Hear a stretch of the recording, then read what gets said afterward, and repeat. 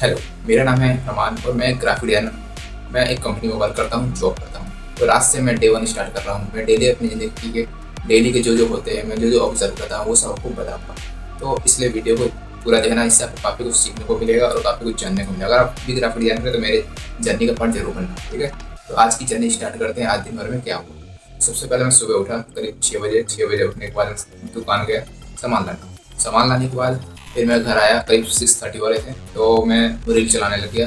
Reel चलाते चलाते time का पता नहीं चला और 7:30 बज गए। 7:30 में मुझे बहुत ज़्यादा सोचने में पड़ गया। 7:30 हो गए तो मैं सीधा नहाने चला गया, फ्रेश हुआ।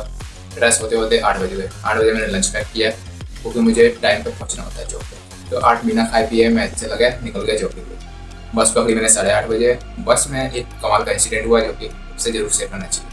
देखो, बस में मैं दिल्ली में रहता हूँ तो बस में मैं चढ़ा क्योंकि बस से मैं जाता हूँ, पैसे कम लगते हैं इसलिए। बस में मैं चला, सबसे आगे मैं सीट पे बैठ गया। वो और भी मेरे आसपास लोग बैठ गए, बस भर गई। फिर एक काफ़ी देर बाद एक अंकल जी आए जो कि थोड़े उम्र दराज के थे। तो उनसे वो आए और मेरे आगे वाले जो मेरे आगे सीट में है उनसे सीट मांगने लगे बिकॉज वो वरिष्ठ नागरिकों के लिए होता है। अगर आपको नहीं पता तो दिल्ली में जितनी भी बसें होती है उसमें वरिष्ठ नागरिकों के लिए एक सीट वो रिजर्वेशन होती है, यानी वो जब मर्जी अपनी सीट उनके लिए खाली रखनी पड़ती है। तो एक लड़का बैठा हुआ था जो नाटक करने लग गया। तो बस अपनी सीट मांगने पर बोला कि ये सीट नहीं है, ये सीट नहीं है। इतने में एक लड़की साइड में बैठी थी, उन्होंने अपनी सीट दे दी। वो उठ गया, बोला अंकल जी आप मेरी जगह बैठ जाइए, और वो बैठ गए और ऐसे ही कंटिन्यू हो गया। ये देख कर मुझे बहुत बुरा लगा कि एक लड़का होकर एक बूढ़े अंकल को अपनी सीट नहीं दे सकता। चलो वो तो रिजर्व सीट थी, वो तो देना ही चाहिए था। और मॉरली अगर देखा जाए तो अगर रिजर्व सीट नहीं होती, अगर नॉर्मल सीट भी होती तब भी तो आपको प्रोवाइड करना चाहिए। आई थिंक ये मुझे बिल्कुल बुरा नहीं लगा। उम्मीद आपको भी नहीं होती। अगर आप भी ऐसा हो सकते तो कमेंट में जरूर बताना। उसके बाद ऐसी बस चलती रही। करीब 2 से 3 में बस बदलता हुआ दबा कर जाता हूँ जॉब करने। जॉब पे पहुंचा मैं करीब 10:30 बजे के आसपास। 11 बजे की टाइमिंग है।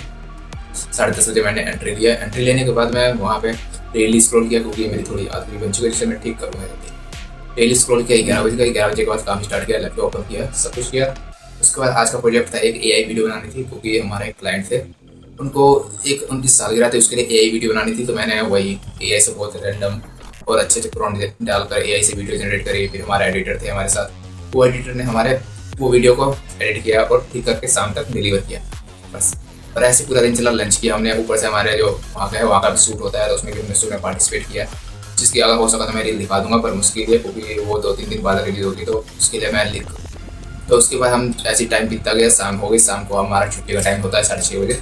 हम 6-6:30 बजे पैक करने लग गए। तभी क्लाइंट का मैसेज आता है कि और चेंजेस करवाने। उसने बोला एआई वीडियोस और डालनी है तो हमने सीधा बना कर दिया क्योंकि एआई वीडियोस बनाने में टाइम लगता है। तो परफेक्ट एआई वीडियो इतनी जल्दी नहीं बनती। तो हमने उसको छोड़ इस परफेक्ट वीडियो बनने उनको हमने मना कर दिया। बोला कि हम कल क्रिएट कर देंगे, आज तो कोई पैक होगी, जॉब हो चुका है, टाइम खत्म। उन्होंने फिर बोला कि थोड़े बहुत चेंजेस करते तो हमने माइनर चेंजेस करते, पर एआई वाले चेंजेस नहीं हो सकते क्योंकि उसके लिए तो टाइम लगेगा, कोई परफेक्ट वीडियो जल्दी मिलती नहीं है।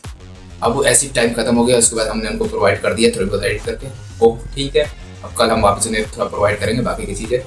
फिर काम फिनिश करते दोस्तों से बातें करते हुए हम बस पे मैं वापस बस पे आ गया। वो लोग मेट्रो से आते और मैं बस से जाता हूँ, पैसे कम है इसलिए। बस से बैठा, फिर वापस आया, फिर वही 2 बसें बदली।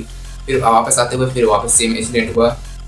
एक आई थिंक बस पूरी बस भरी हुई थी। उसके बाद हमने बस भरी हुई थी इसलिए एक सीट एक अंकल जी उठते हैं और वो एक सीट खाली होती है। उस पर एक लड़की बैठने की कोशिश कर रही होती है पर उससे पीछे एक आंटी जी होती है। तो लड़की की अच्छी मोरल थी, अच्छे परवरिश थी। उसने पहले आंटी जी से पूछा कि आपको बैठना है, तो उन्होंने हाँ किया, तो उनको पहले बैठने दी। किस्मत की बात है कि उन्होंने हाँ किया, वो बैठ गई और वो खड़ी थी। कुछ देर बाद आगे 2 सीट खाली हो गई। वो दोनों अंकल जो थी उसके आगे वाले, वो जो पहले से बैठ रखे थे, वो दोनों उठ के उतर गए। वो दोनों सीट खाली हो गई तो वो भी बैठ गए और मैं भी बैठ गया। ठीक है, तो ये इससे एक सीख तो मिलती है कि अगर आपके हाथ में है कुछ अच्छा करने का, अगर किसी को दूसरे को सीट प्रोवाइड करते प्रोवाइड करो। उसमें कोई आपका कुछ जा नहीं रहा क्योंकि आपकी आपने सीट खरीद के नहीं रखी। बड़े लोग आते हैं, बुजुर्ग लोग आते हैं, उनको सीट प्रोवाइड करो क्योंकि ये आपका मोरल कहता है, आपकी परवरिश कहते हैं। और नहीं अगर आप प्रोवाइड करते तो आपकी परवरिश में कमी है, सीधी सी बात है। बाकी ऐसे अभी बज रहे हैं आई थिंक 10 मिनट। 10 मिनट पे रिकॉर्ड कर रहा हूँ। उम्मीद है डेली में रिकॉर्ड करूँगा और इसका डे 1 कंप्लीट होता है। अगर मेरी जर्नी के साथ जुड़ना चाहते हो तो सब्सक्राइब कर लेना। Bye bye, thank you.